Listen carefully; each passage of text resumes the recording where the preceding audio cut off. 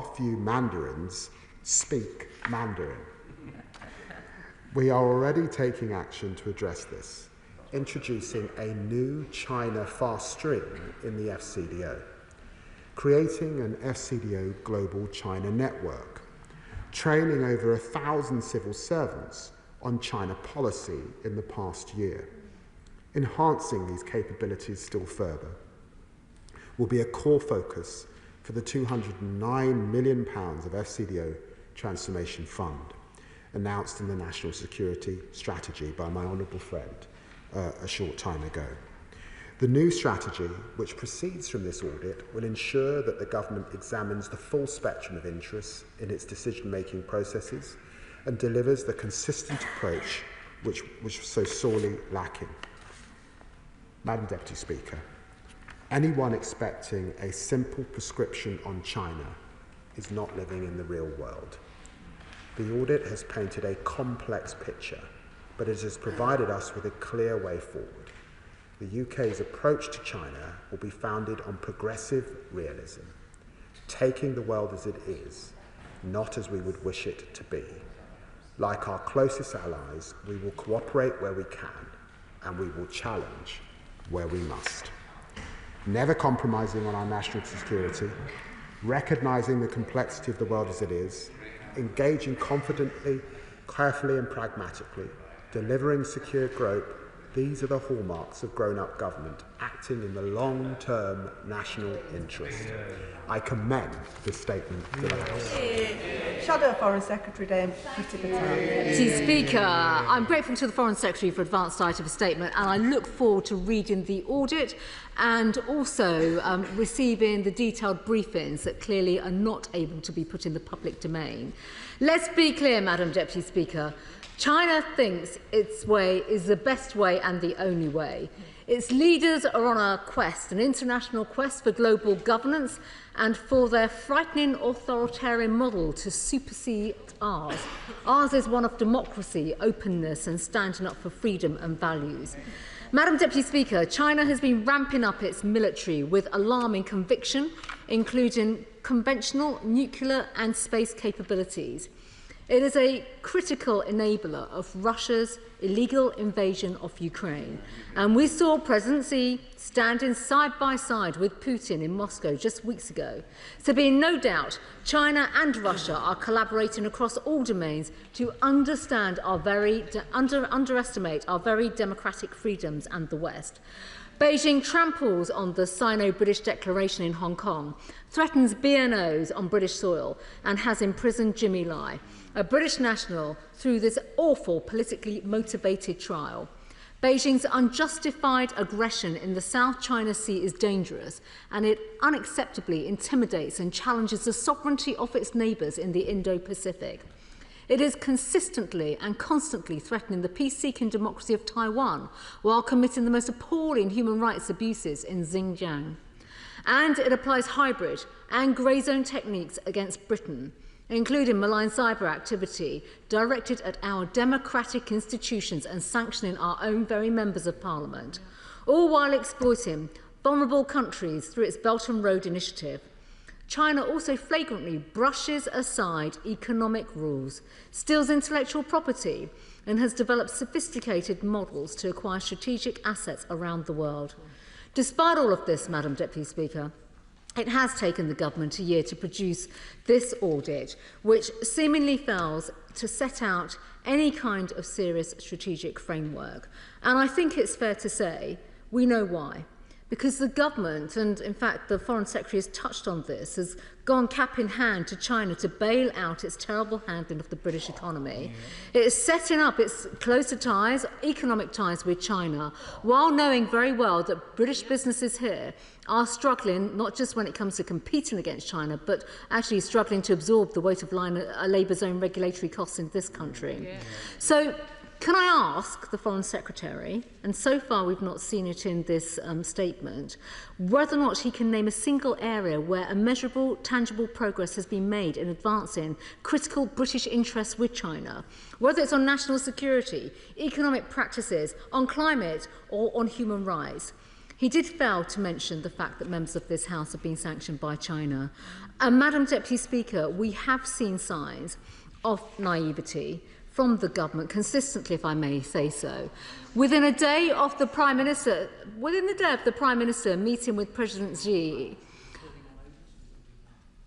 within one day of the Prime Minister meeting President Xi, he effectively held this as an opportunity to bring about a strong and consistent relationship, whereas surprises would be avoided. And within the next few days, 45 pro-democracy campaigners were jailed in Hong Kong, following a very harsh application of the draconian national security law. That's completely unacceptable. What is the Foreign Secretary's actual strategy to deter China from systematically extinguishing freedoms from Hong Kong? And will he commit to using the full weight of the government machine to do more to protect BNOs and Hong Kongers suffering what is an outrageous transnational repression in the UK, rather than, if I may say so, just issuing guidance and training? The government has constantly and suspiciously backed the application for this new China super embassy in London. Why is the Foreign Secretary and the government not showing the same backbone that the Irish counterparts and Australian counterparts have shown when they saw fit to block embassy planning applications from Russia that they deemed too risky for national security? Does the government have a practical strategy to deter Chinese efforts to capture Taiwan by military means or by stealth, or opposing the human rights abuses in Xinjiang? What is the Foreign Secretary's end goal, and what are the means of getting there? What will the Foreign Secretary do to find new critical mineral supply chains to reduce reliance on Chinese trade? And with that, Madam Deputy Speaker, what will the government do now to move Jimmy Lai's case onto an urgent footing, away from this complex consular case handling that it seems to have in the Foreign Office? Madam Deputy Speaker, the government also needs to urgently sort out some of the grave contradictions that have been mentioned in this statement, if I just may highlight a few. We've already seen in the Foreign Secretary's statement today, he speaks about the China audit underlining the extent of Beijing's support of the Kremlin. We don't question that and doubt that, but some action is needed. The statement also says that they're reiterating the approach that China must stay rooted both in international law and deterrence. How is that helping Jimmy Lai at this particular moment? And finally, Madam Deputy Speaker, I do just want to say that we will always support the security and the defence of our country, so the government must do much more when it comes up to keeping Britain safe from China.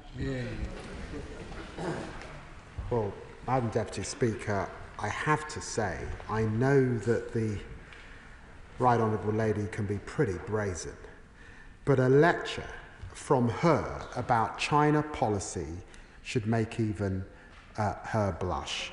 Her party oversaw more than a decade of division, inconsistency and complacency towards China. There was no strategy, there was no plan, and there was no sense of a national interest. The Intelligence and Security Committee, chaired by the Right Honourable Member for New Forest East, from her own party, said that the actions on China had left Britain severely handicapped in managing our future security.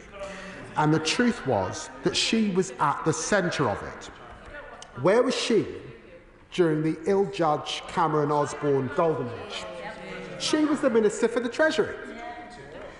Where was she during the humiliating Huawei U-turn? She was Home Secretary at that point. Under the Tories, they had their head in the sand.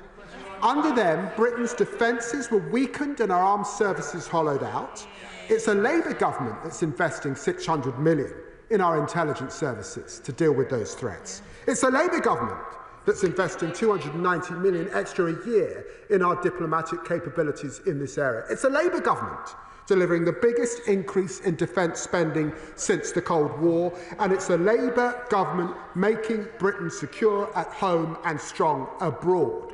And can I just refer the Honourable Lady to page 28 of the Strategic Defence Review, which she clearly hadn't bothered to read, that makes clear that, of course, we understand that China is a sophisticated and persistent threat. She talks about the embassy. She should know, as Home Secretary, that it is a quasi-judicial decision that's been properly made by the Secretary at the Department for Communities and Local Government. She talks about Jimmy Lai. I met with Sebastian Lai last week. We've been raising this issue on every single occasion. A trial is ongoing. Let us see how it will complete. She raises transnational aggression. We're the ones updating our state threats legislation because they left the gaps and did nothing while they were in power. She raises the situation in Russia and the Chinese supplying Russia with Jews. Who has done the sanctions?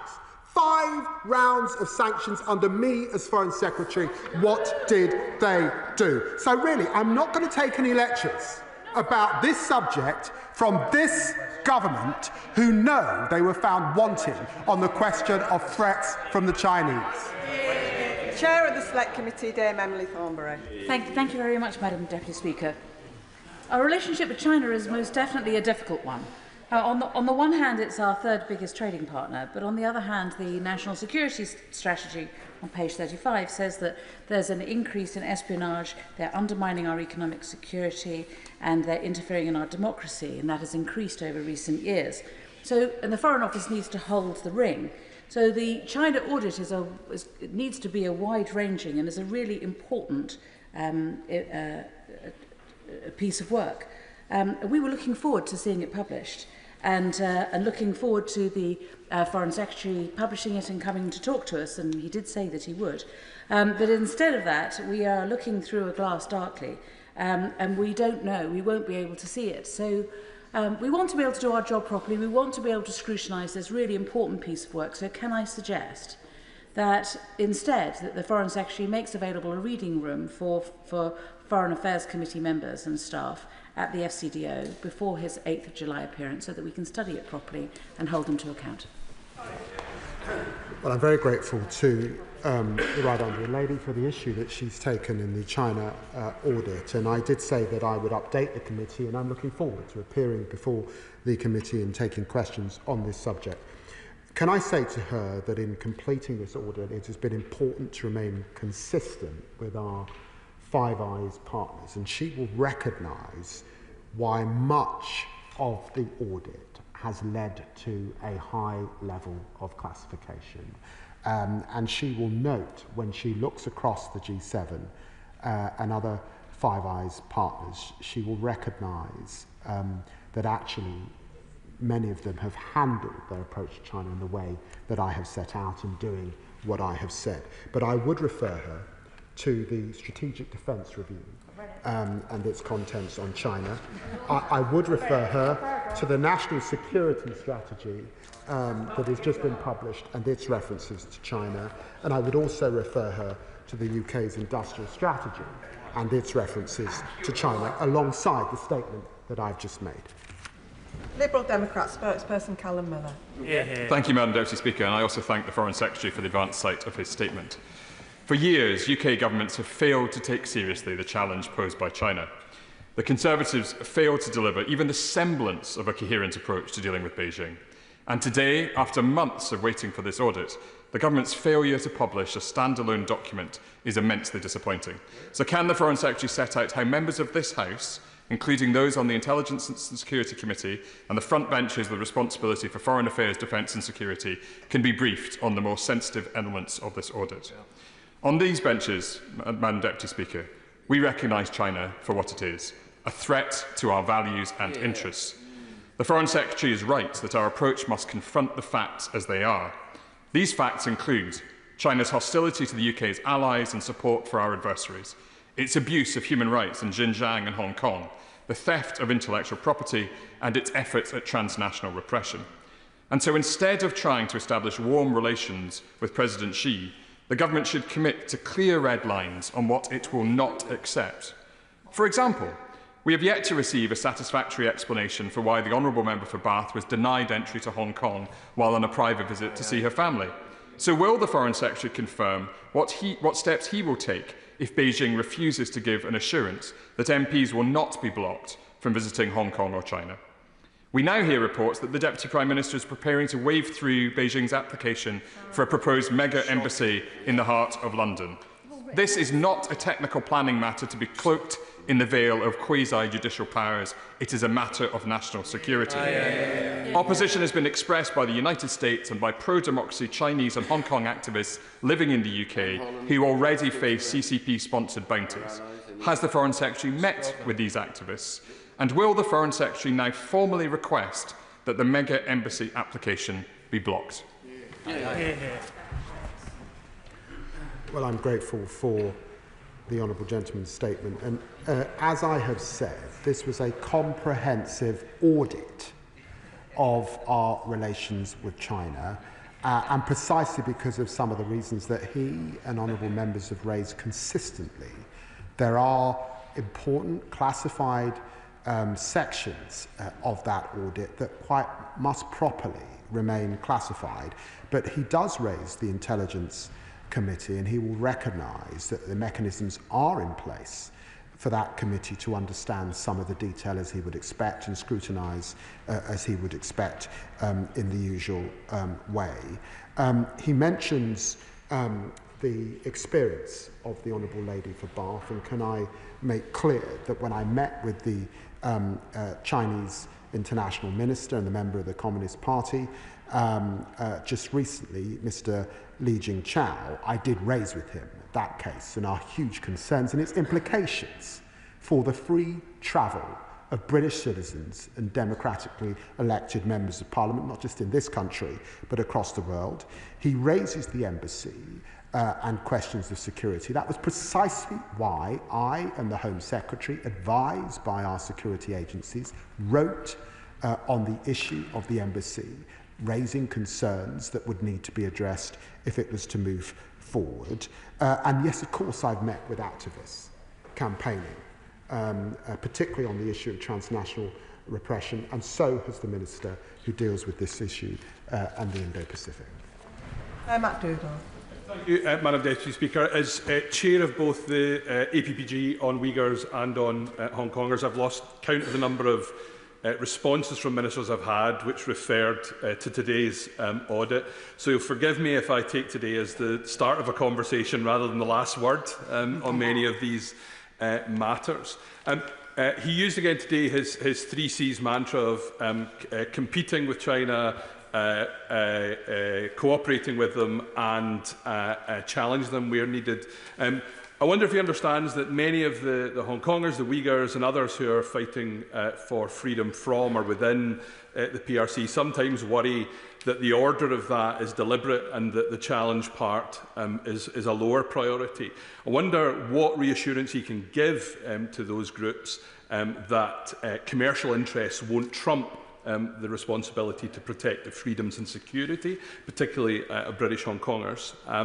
And given the threats identified in the audit, but also in the national security challenge, can he confirm that those will be fed into the decision-making on whether to allow the embassy? Well, I'm grateful to my honourable friend and for his championing on the APG and pressing these issues. And can I say, I said in my statement that we will cooperate where we can, but we will challenge where we must. And of course, I have consistently raised the situation in meetings with counterparts for the Uyghur Muslims. I've encouraged them to implement the recommendations of the Office of the High Commissioner for Human Rights in relation to Xinjiang. Genocide, of course, is a matter for the international courts, but it is something that I and, of course, across our allies in the G7 take very, very seriously indeed, and we will press this issue with the government of China on every single occasion. Sir Ian Duncan-Smith. Madam Deputy Speaker, can I first of all, before we go to the political knockabout, it doesn't matter who's in government, I've been in opposition on this issue, okay, so let's settle that one before we get... Can I just say to him, I give him a quick audit now of exactly what should have been. China threatens Taiwan, it's invaded the South China Seas, it's having massive disputes with the Philippines, it's genocide, slave labour, organ harvesting, transnational repression, attacks Hong Kong's dissidents here, Hong Kong dissidents under threat constantly, cyber attacks on the UK, supports Myanmar in their repression, the military regime, supports Russia's invasion of Ukraine, it also supports North Korea and Iran, and has trashed the Sino-British Treaty on Hong Kong, it has arrested Jimmy Lai, it has sanctions on UK MPs, and it thieves all the IPs on private companies.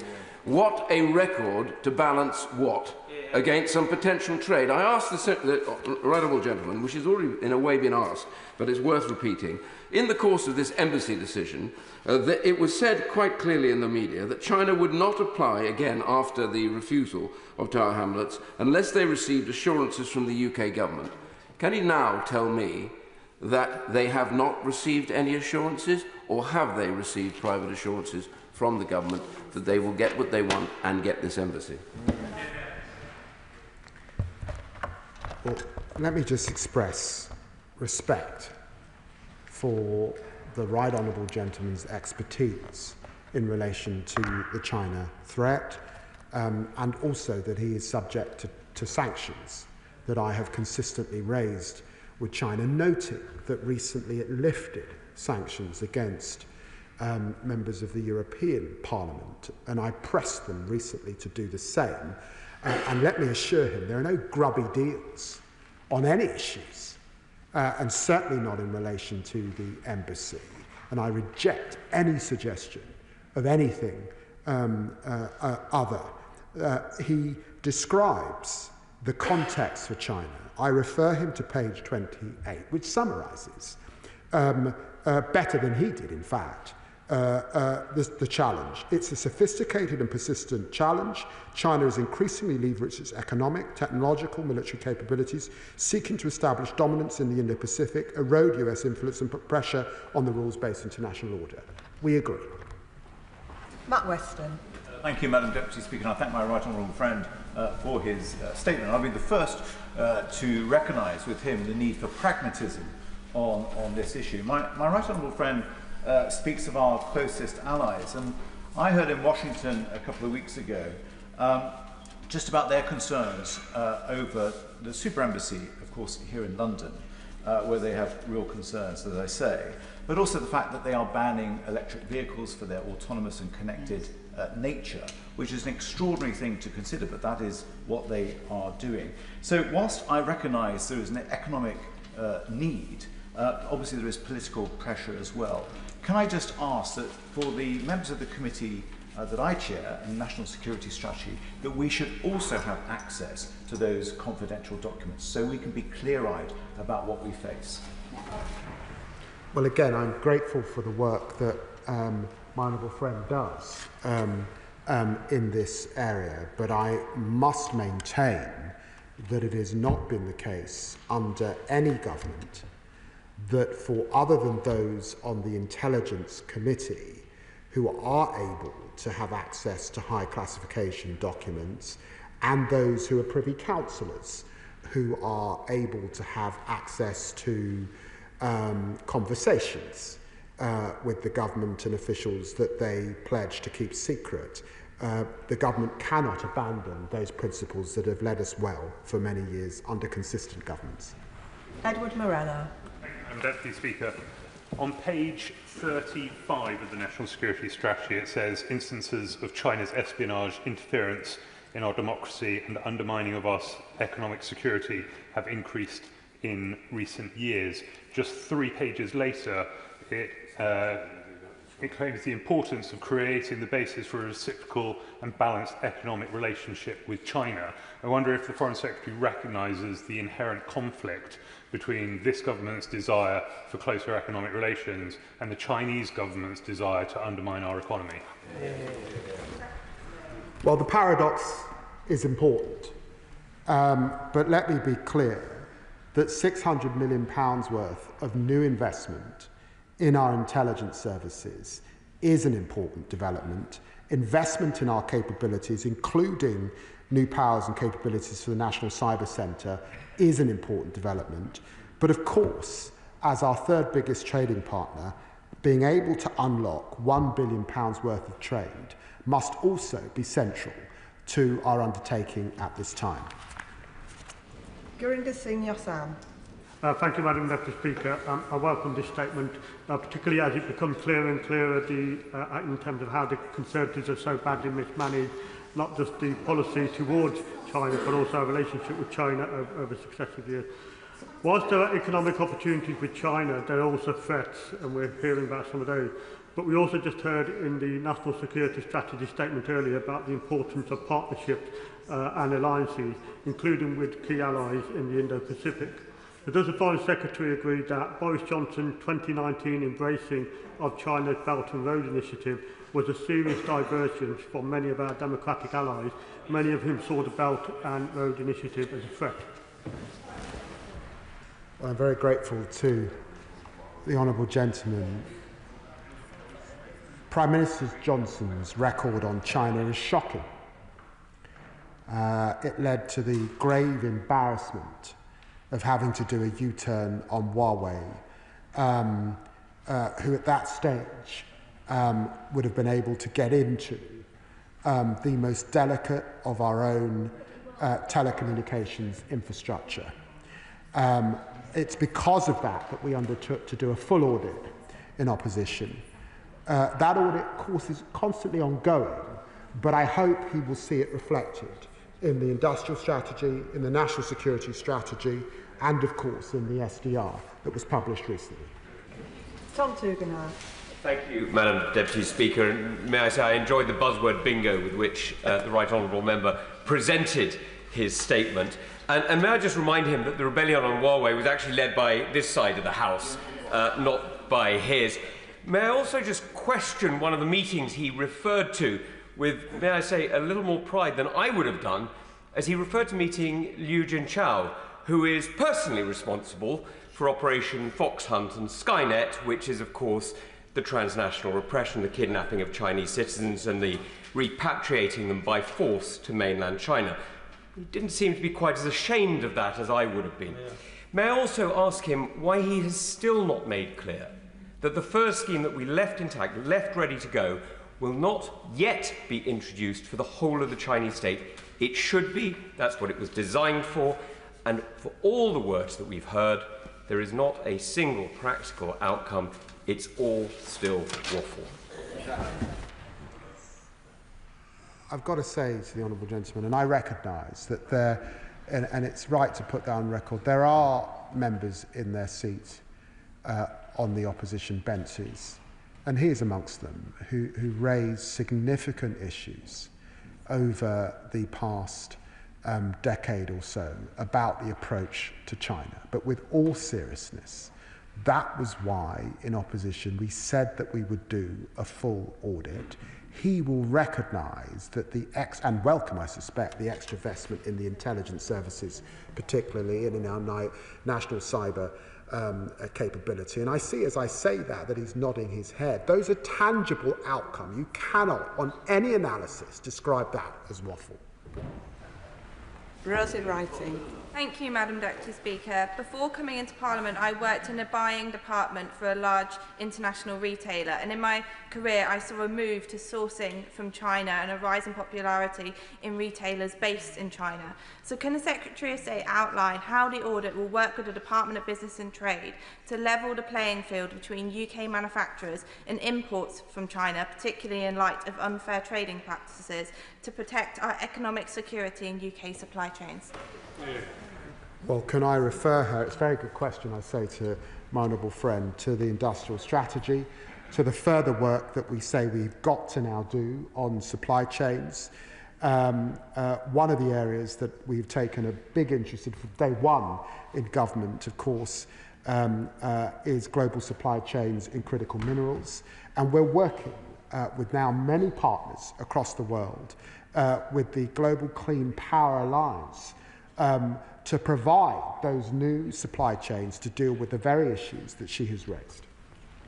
Thank you, Madam Deputy Speaker. May I first of all say thank you to the Foreign Secretary for his efforts that he's made in raising the issue of being refused entry into Hong Kong. And I'm looking forward to reassurances that no UK MP will be refused entry into any Chinese territories. Madam Deputy Speaker, his statement mentions that China is our university's second largest source of international students, and that includes my University of Bath. And while, of course, global academic exchange and the free flow of ideas is at the heart of our liberal values and should be welcomed, shouldn't the government be aware of the fine balance that must be kept, not allowing young researchers and students access to certain knowledge and information that could ultimately be used against the UK?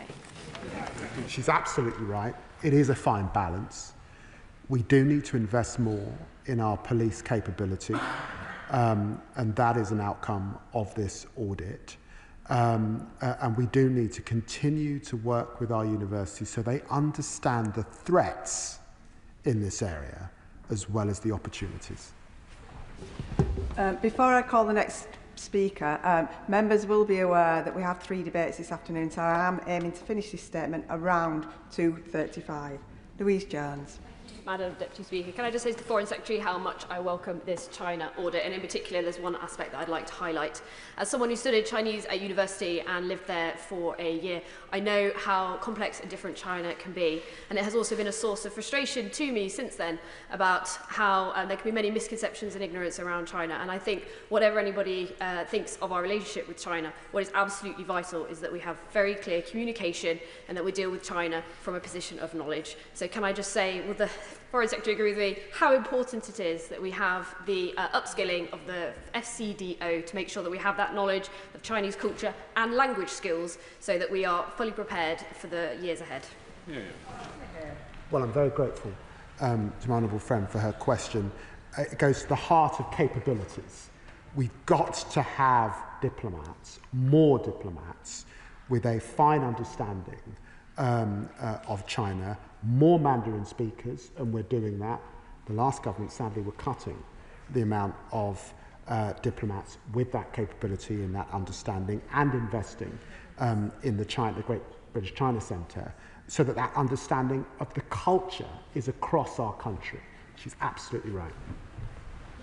And can I just remind members that it may be very helpful if we have short questions and short answers. David Reid. Thank you, Madam Deputy Speaker. On the one hand, the Defence Secretary has told the world that the UK will increase offensive cyber operations against China. And on the other hand, the Deputy Prime Minister is pushing for a Chinese super embassy in London, which will be furnished with secret data cabling. Does the Foreign Secretary see any inconsistencies with his government's approach to China? What I see is naivety on the behalf of the honourable gentleman. Let's be clear, the Deputy Prime Minister has not made her quasi-judicial decision, and it's wrong, and the honourable member should correct the record of the House because it's not made. That's the first thing. The second thing is, why would you want a situation in which the United States can take the hardest of approach on China under both governments, but trade is up, in which our G7 partners can understand the risks and the threats of China, but all of their trade is up. Under the last government, we were in a situation where trade was down only for the UK. That cannot be right. Scott Arthur. Thank you, Madam Deputy Speaker, and I refer members to my register of interest. So I thank the Secretary of State for his pragmatic approach. I think opposition is easy, but I think members opposite know that if they were in his shoes, they would be doing exactly the same thing. Huawei has been mentioned a couple of times in passing. The reality is that the guddle over that rollout, it delayed rollout of 5G by 3 years and cost the economy £7 million, which is just incredible. Shameful, actually, shameful. In terms of my questions, so there is, I welcome the stress that placed on improving cultural links between the UK and China, and of course our universities are a key part of that. So can he commit to making sure our universities have say in how we establish better relationships between China and the UK? I can reassure him that our universities were able to contribute to our China audit. Slaw. Thank you, Madam Deputy Speaker. And as the Chair for the All-Party Group of Tibet, I welcome the fact they've responded to human rights, both the situation in Xinjiang, Tibet. I would like to have seen about religious freedoms, which includes next week's birthday of the Dalai Lama, probably the most well-known Tibetan in the world, and its future reincarnation should be for the people of Tibet, both inside and the diaspora. Given the Tibetan diaspora and the Uyghur diaspora and Hong Kong nationals under constant surveillance here by the Chinese Communist Party, how does the government plan to take the G7 definition of transnational repression recently agreed and translate it into domestic law? Right. Foreign Secretary. Well, can I remind the honourable gentleman that in December we appointed David Smith, MP, the Special Envoy for Freedom of Religion and Belief, and he's right to raise the issues that we're aware of in Tibet. And can I also say to him that on the issue of transnational repression, we've got a broad range of powers, obviously, to counter foreign interference and transnational repression, particularly under the National Security Act, which we're updating. Speak to Swallow. Madam Deputy Speaker, and can I thank the Foreign Secretary both for the statement and for that answer. He will know that in Bracknell and the wider Berkshire area we have a large Hong Kong community who have been terrified at the threat of national repression from the Hong Kong government. What message can he share to my constituents about the protections available in this country for them to enjoy the democracy and freedom of speech that we so value here in the UK? Secretary. Well, I'm grateful to my honourable friend, and the Minister for the Indo-Pacific has met with some of his constituents on this issue, and I hope he will welcome, because of the right concerns that he raises, the training for our police right across the nation on these issues. Gregory Stafford. Thank you very much, Madam Deputy Speaker. Will the government publish a list of sectors considered overly dependent on Chinese inputs, starting with critical minerals and clean energy components, to promote transparency? And will the Minister outline any clear government targets for reducing these dependencies? Well, can I refer him to the powers in the Counter Foreign Interference Transnational Repression under the National Security Act? Tom Gordon. Thank you, Madam Deputy Speaker. The Foreign Secretary mentioned Hong Kong in a statement, and I just wondered if he would consider speaking to colleagues in the Home Office about rethinking the changes to indefinite leave to remain, to making sure BNO passport holders don't end up facing questions going forward about their status to remain. Foreign Secretary. The issue he raises is still subject to consultation and will be announced by the Home Secretary in the usual way. Harriet Cross. Thank you, Madam Deputy Speaker. Madam Deputy Speaker, the UK Government is still considering Mingyang as a credible supplier for turbines for the Greenvolt offshore wind project, and the SNP Scottish Government have given Mingyang priority status for a factory to build turbines based in Scotland under their strategic investment plan. Both of these say to me that neither government is taking seriously the threat that China poses to our energy supplies. China is at best unreliable and at worst hostile and should be nowhere near our critical national infrastructure. So will the Secretary of State finally rule out, or at least give us a date of when we can hear a decision on if Mingyang will be a permitted supplier for energy infrastructure in the future? Foreign Secretary. Well, can I say to the Honourable Lady that through the National Security and Investment Act, we've got a robust framework to make individual decisions like the one she refers to on Mingyang. And as she knows, energy is one of 17 priority sectors under the NSIA in which government can block any potential acquisitions on security grounds, and that remains under consideration. Luke Taylor. Thank you very much, Madam Deputy Speaker. It's 4 years today since the Apple Daily ceased publication, and Jimmy Lai still languishes in a Hong Kong Stanley prison. It's worth noting his name and encouraging the Home Secretary to, the Foreign Secretary to raise his case as often as he can. It's welcome to see in the statement that we are strengthening our response to transnational repression. Can the Minister confirm that that includes restoring access to the Mandatory Provident Fund, which is another way that the Hong Kong Government is spreading its chilling impact on BNO visa holders here in the UK? Foreign Secretary. Well, I'm very grateful to the Honourable Gentleman for raising this. So can I also just name-check the work of the Member for Cities in Westminster on this issue? The issue is under consideration And we have been, of course, discussing with communities these very important pension issues. Sir Julian Lewis.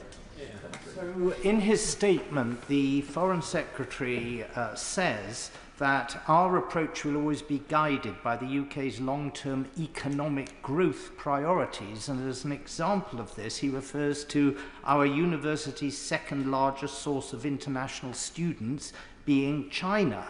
And yet the Intelligence and Security Committee's report on China, of which he approves, did state in its press notice, China is similarly aggressive in its interference activities.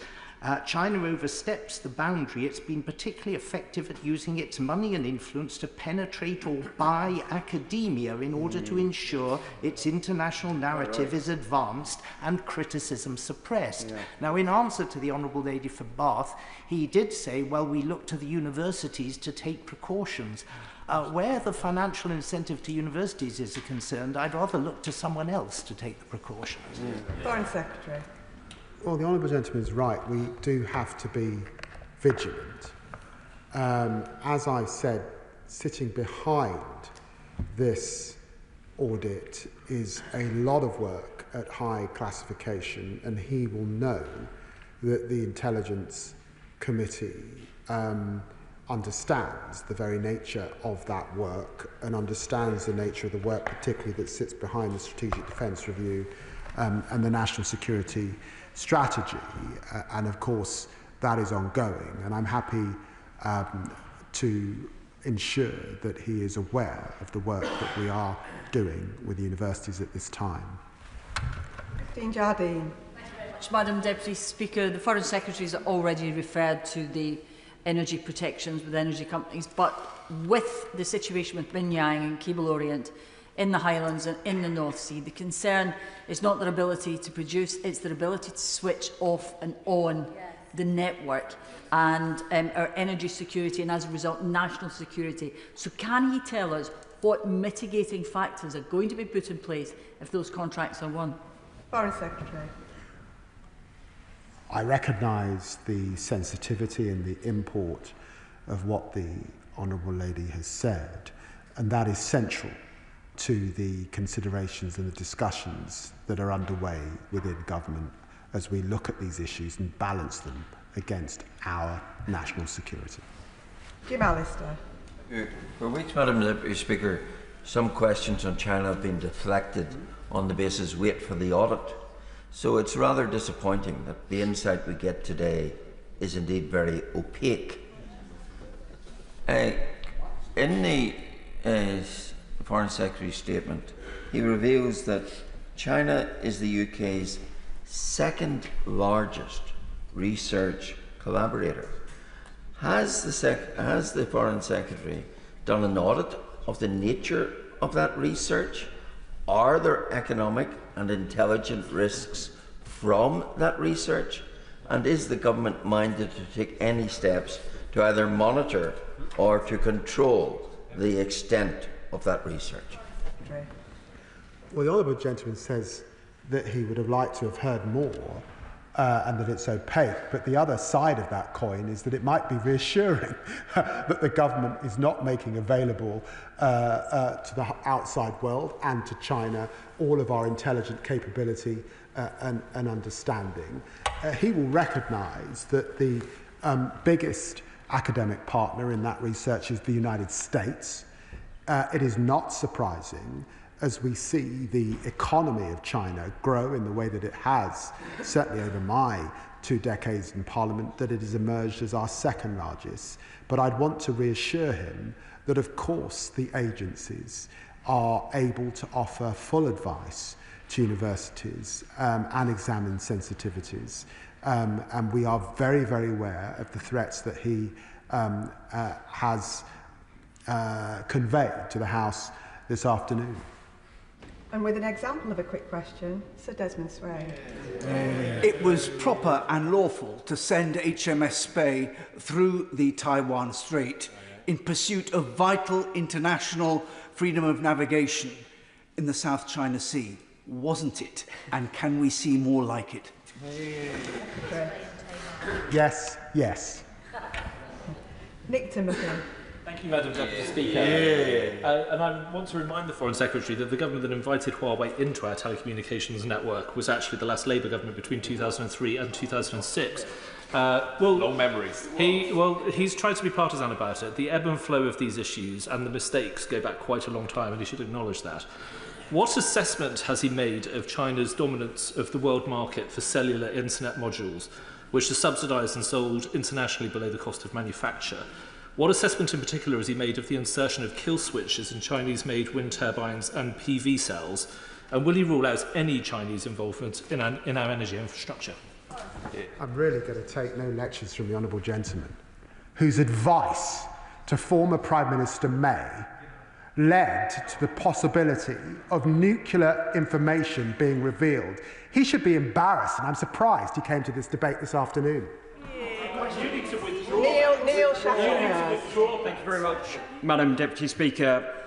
Given that China is one of the defining geopolitical challenges of our age, I'm somewhat sceptical to read reports this morning that this much-touted, year-long awaited audit was in fact being significantly downgraded.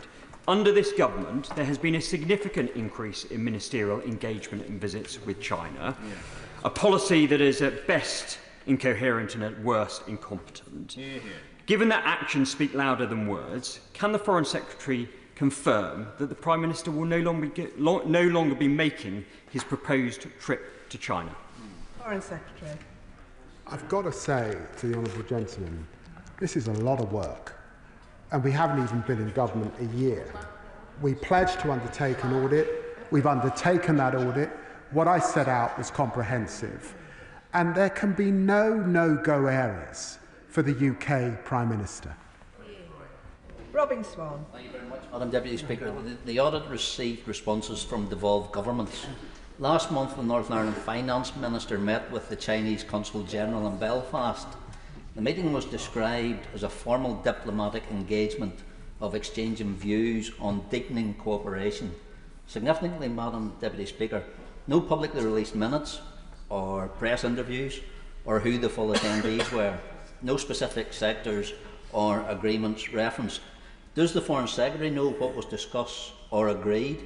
Because as foreign policy isn't devolved, does he think he should, and will he ask?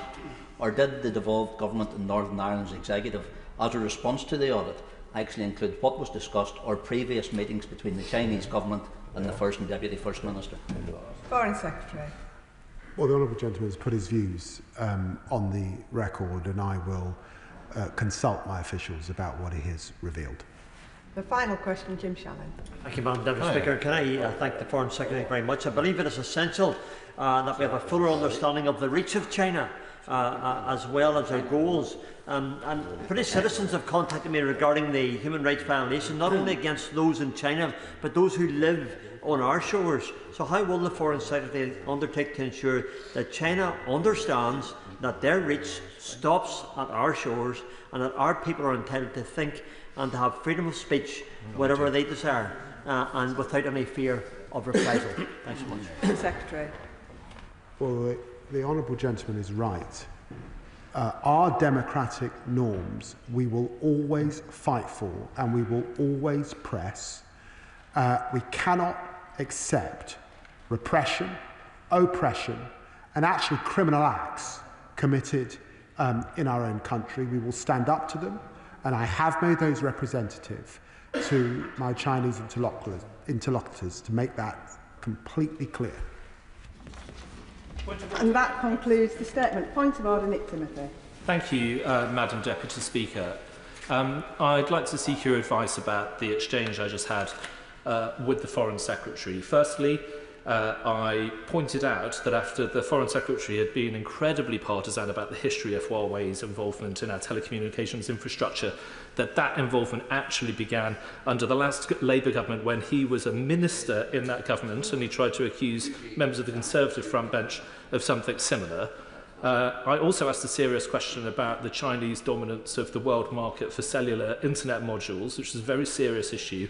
We've all grown used to the fact that we don't get answers in this House, so perhaps you could give us advice about whether ministers are ever actually going to answer a question.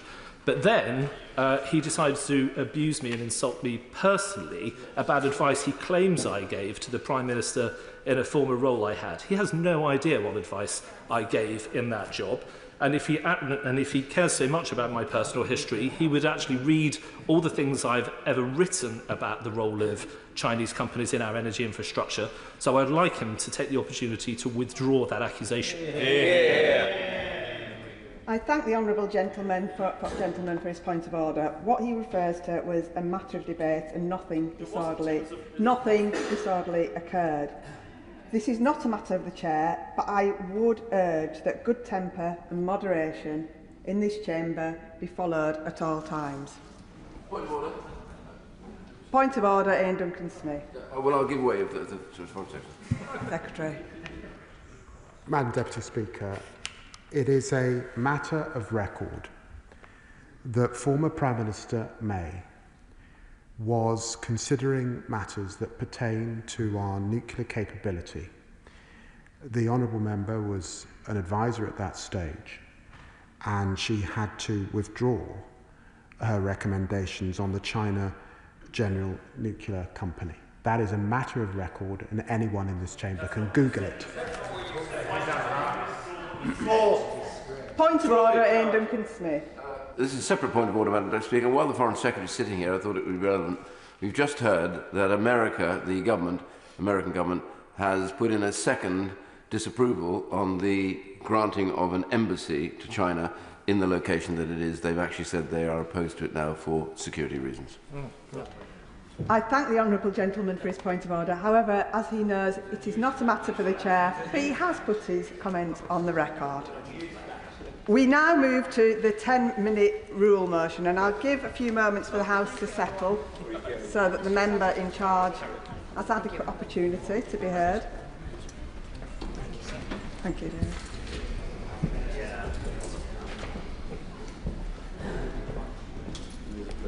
Ten-minute rule motion. Blake Stevenson. Thank you, Madam Deputy Speaker. I beg to move that leave be given to bring in a bill to make provision about the consideration of flooding risk in the planning process, to make internal drainage boards statutory consultees for certain planning decisions and for connected purposes. During this Parliament, we've heard a lot about problems in the planning system. In particular, the government has spoken a lot about what it sees as the blockers, people who, for reasons this government seem not to understand, oppose developments they see as bad for their communities. Madam Deputy Speaker, this bill intends to help go some way to fix the government's problem. Because the reality is, the reason many people in our communities become blockers is that they have no faith that the planning system will deliver houses that make their lives better. These are hard-working people, Madam Deputy Speaker, and rather than listen to their concerns, the government has sought to bash them at every turn. One of the biggest problems in the planning system is the total failure of so many local authorities, and I refer members to my register of interest as a councillor, to properly understand and consider flood risk in new developments. That means that policy the government thinks ought to be sufficient to prevent, for example, development on floodplains in all but exceptional circumstances is being circumvented by developers.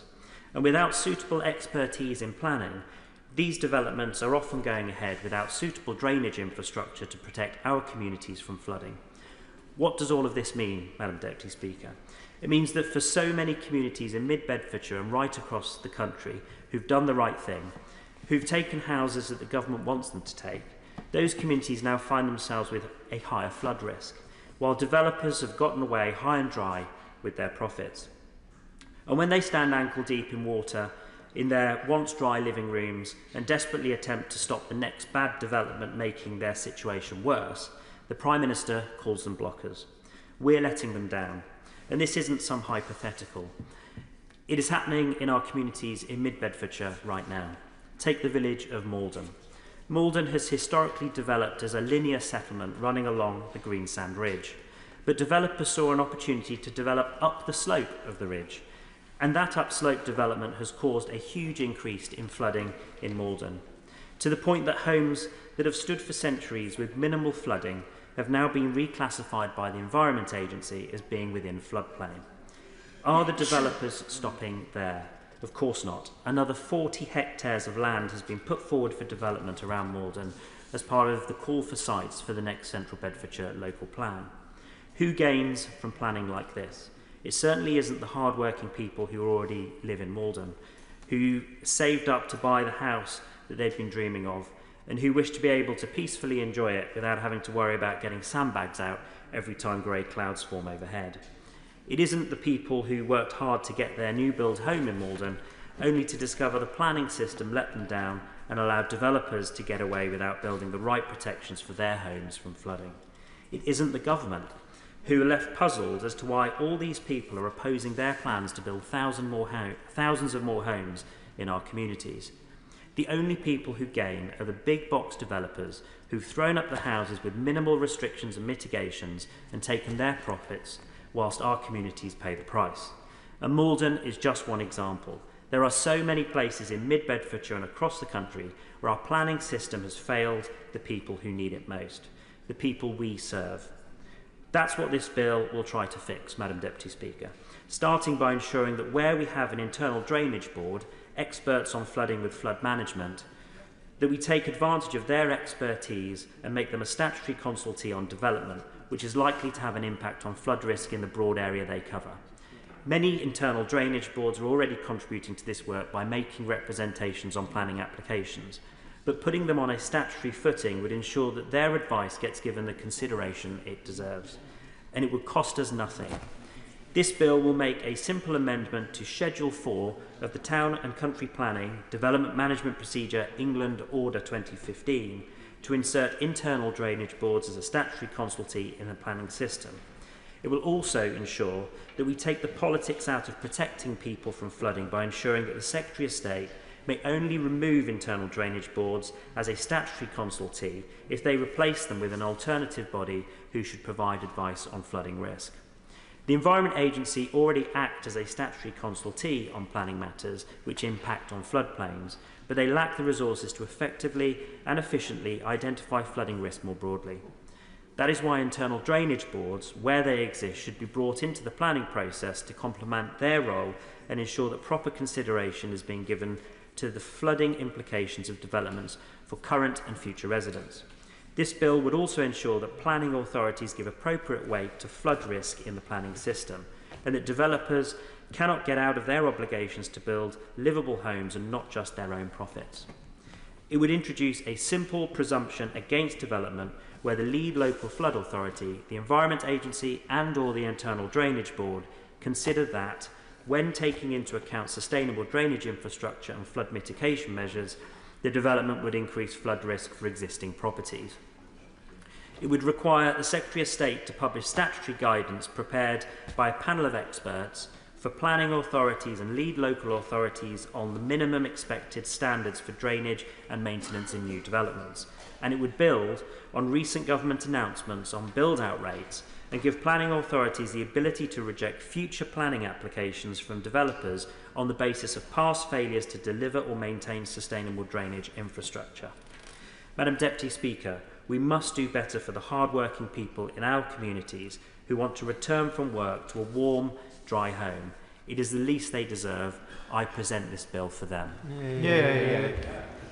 The question is that the Honourable Member have leave to bring in the bill. As many as are of that opinion say aye. Aye. Of the contrary, no. I think the ayes have it. The ayes have it. Who will prepare and bring in the bill? David Simmons, Sir Roger Gale, Nick Timothy, Mr Gagan Mahindra, Dr Ben Spencer, Sarah Ball, Alison Griffiths, Jack Rankin, Rebecca Paul, Lewis Cocking, Paul Holmes and myself. Yeah.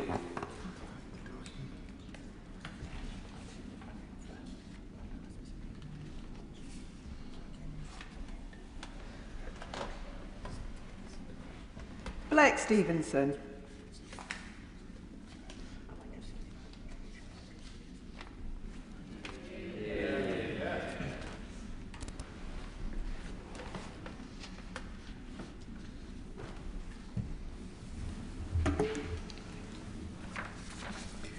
Planning Flooding Bill. Second reading what day? Friday the 11th of July. Friday the 11th of July.